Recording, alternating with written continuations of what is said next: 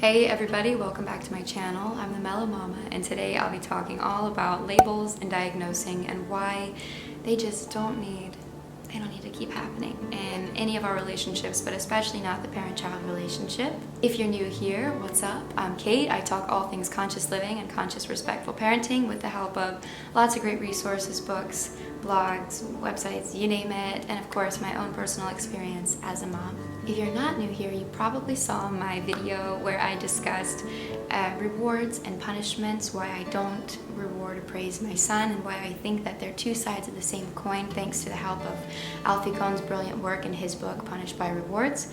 If you haven't seen that video, you should go check it out after this one. I think the subject matter goes hand in hand with today's, and I think it'll just really help you connect the dots in terms of this thought process. But for today's discussion, labels, what do I even mean by that? Anything that we place upon our children, or that was placed upon us as children, because these start from a very, very, very early age. I mean, I would say almost immediately we start to label our kids. With the mainstream parenting model, I think this is just so common, and I think it was done to most of us, especially probably watching you. As you watch this video, you're going to be able to identify exactly how you were labeled and how it has affected you as an individual into adulthood. And of course, there are all different kinds of labels, and the reason I mentioned diagnosing or diagnoses in the beginning is because, of course, a lot of people will perceive certain labels as a positive thing and certain labels as a negative label, and that seems more judgy or critical. And I look at those as sort of more of a diagnosis, and I'm going to get into detail as far as what I exactly mean there.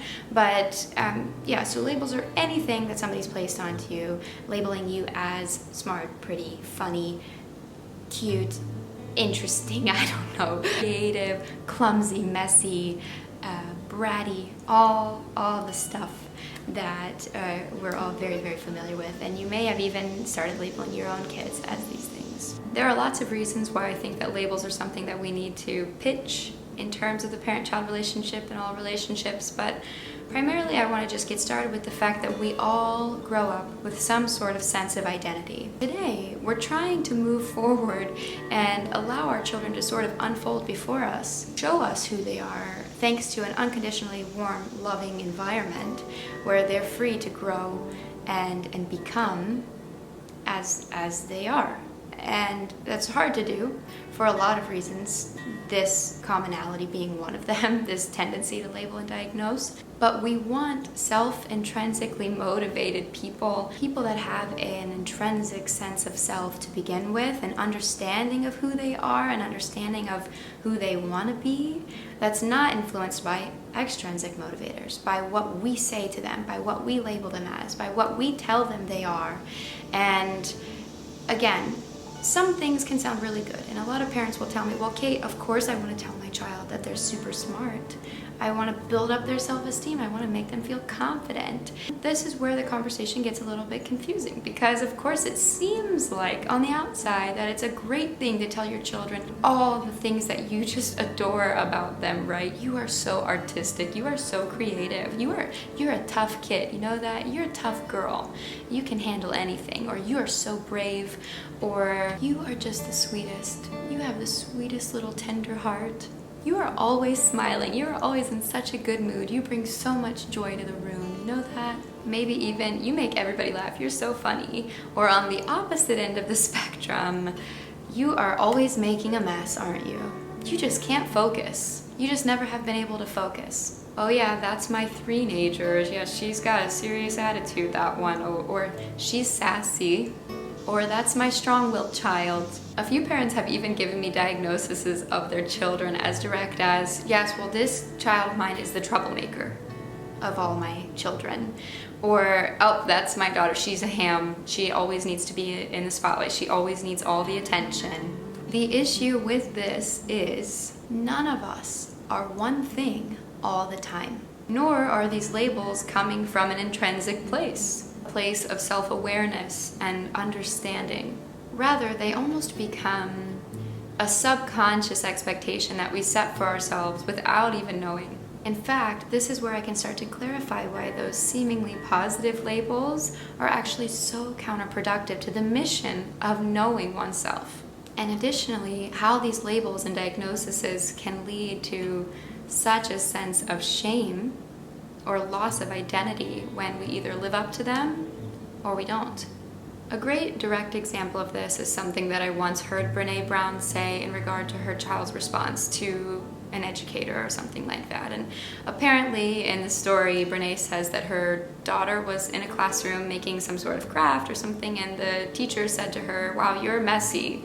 And her daughter said, "I may be making a mess, but I'm not messy." How profound is that? We might be feeling or doing something, but we are not those things. Our children might be feeling or doing something, but they are not those things. Our identity, who we are, and our children's identities are so multifaceted. We are just so dimensional. We have so much variety, and labels are just limiting us and humanity as a whole.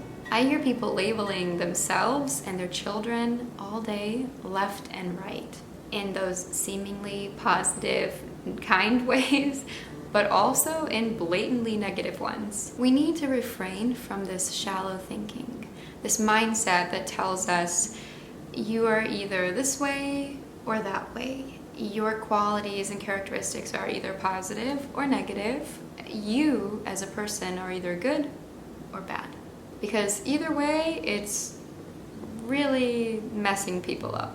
And here's why. These positive labels that you think are great to give your kids, even important and integral to give your kids, may even cause serious tension and stress in your child's life as they move forward, trying to constantly please and impress the people around them, even themselves subconsciously. You know, personally, I can think of so many times in my life where I thought, gosh, but this isn't like me. You know, I'm so smart. Why didn't I do well? I was so disappointed in myself on such a deep subconscious level. In fact, in general, I think this also led me to make poor decisions that were just rooted in this need to please other people because I am a sweetheart. I was always labeled as just such a sweet, kind individual, also such a bubbly, fun, lighthearted person. And of course, that's a huge part of who I am. It really is. At the core, you know, I have a tendency to be glass half full. But what kind of effect do you think that has on me personally? We can use me as the example. On days, if you've been around my channel, obviously I've had some hard days, man. I've been through some tough stuff.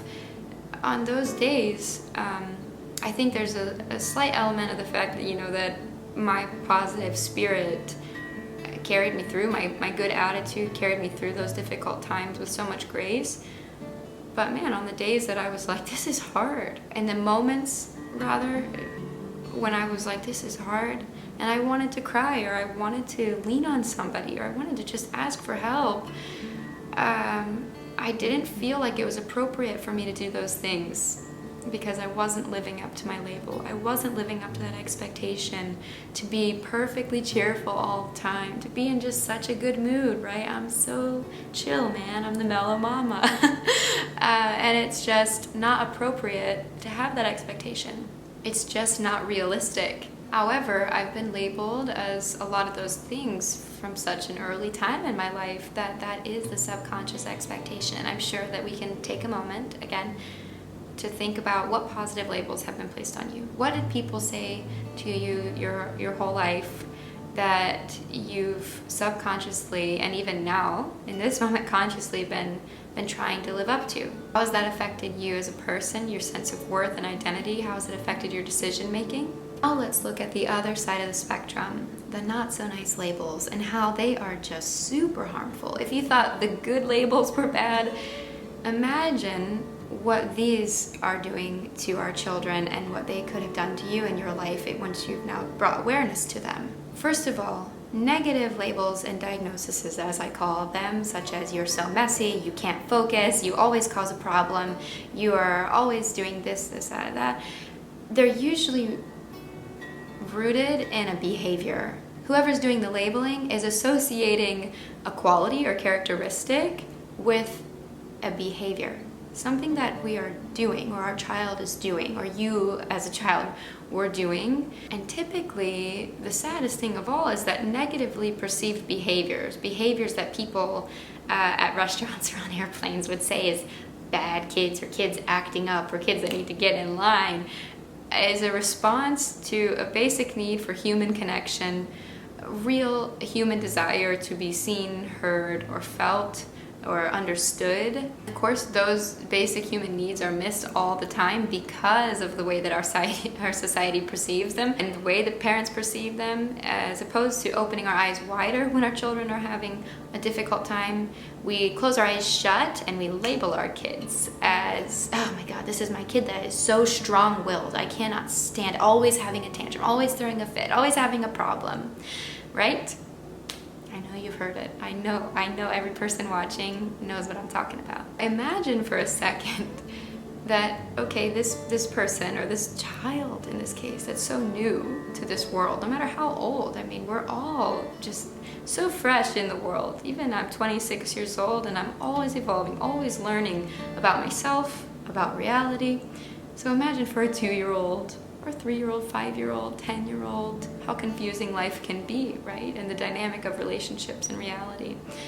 And their needs aren't being met, their need of connection, of somebody to just hear them, understand them, see them. Now, they're being labeled for it, and labeled in a negative way, in a way that is just not very nice. And the labels stick. We believe them. Sometimes we believe them forever, but especially they are carried along with us from, early childhood into adolescence and then adulthood. I know so many individuals that are carrying those labels around, myself included, right now, as parents ourselves, and as spouses, as girlfriends and boyfriends, as teachers, colleagues. They affect the way that we see ourselves from top to bottom. Without you even knowing it, it probably affects the way that you get dressed in the morning, the way that you work on things, what you choose to work on. Labels dictate a lot of our decision making as adult people, but of course they do for such a long time because they're placed on us from such an early age. So the solution here is to just let's just try not to incorporate these things into our relationships, but especially, please, not with your children. Start to see and perceive your children as the whole diverse people that they truly are. And if you're not a parent, start to see the people in your life that way. Children and people in general all have shiny moments. They all have difficult, confusing moments, all have amazing gifts and talents and things that just make them shine, as well as basic needs for human connection.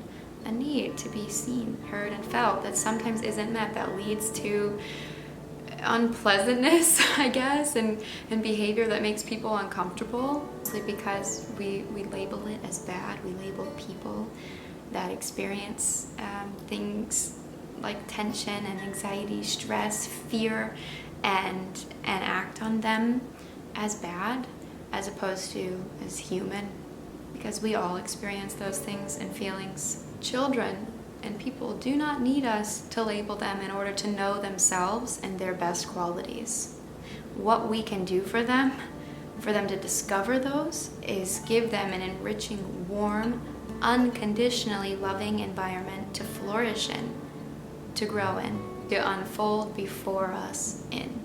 There is no assembly, no molding, no anything required, and definitely no labels. That's it for today's video, you guys. Thank you so much for watching. I hope it was insightful and thought-provoking for you. If it was, please hit that like button and share it with people that you think would enjoy it. If you haven't subscribed to my channel, wow, my foot is asleep. Haven't subscribed to my channel already, please do that and hit the notification bell for notifications every time I post a new video. I try to focus mostly on mindfulness and bringing that into the parent-child relationship, but I'll also touch a little bit on how that trickles into the way that I eat, the way that we live our days, as a single mother and a 2-year-old, and all kinds of stuff. So if you're into that, please, check out my other videos and subscribe to my channel. Also, if you haven't already, go follow me on Instagram at @TheMellowMama, and I will see you guys on the next one.